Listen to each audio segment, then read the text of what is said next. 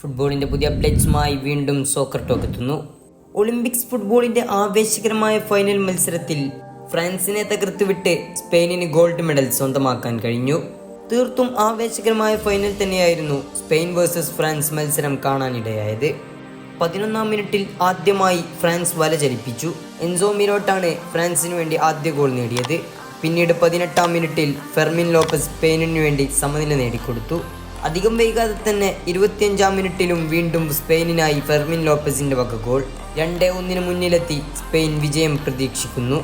എന്നാൽ 28-ാം മിനിറ്റിൽ വീണ്ടും സ്പെയിനിൻ്റെ ഗോൾ. അലക്സ് ബായന നേടിയ ഗോളിലൂടെ 3-1 എന്ന ലീഡ് സ്പെയിനിന് ഉയർത്താൻ സാധിച്ചു.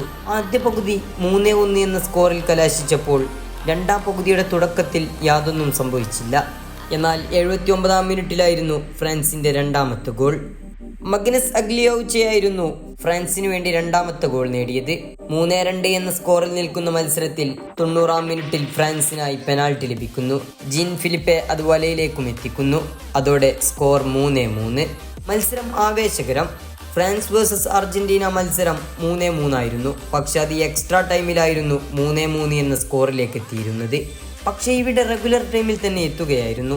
എന്നാൽ എക്സ്ട്രാ ടൈമിലേക്ക് പോയ മത്സരത്തിൽ സ്പെയിൻ 100-ാം മിനിറ്റിൽ 4-ാമത്തെ ഗോൾ നേടി. സെർജിയോ കമേലോയായിരുന്നു ആ ഗോൾ സ്കോർ ചെയ്തത്. മത്സരം അവസാനിക്കാൻ നിമിഷങ്ങൾ ബാക്കിയിരിക്കെ വീണ്ടും സെർജിയോ കമേലോയുടെ വക ഒരു ഗോൾ. മത്സരം 5-3 സ്കോറിൽ വിജയിച്ച് സ്പെയിൻ ഗോൾഡ് മെഡൽ സ്വന്തമാക്കുന്നു.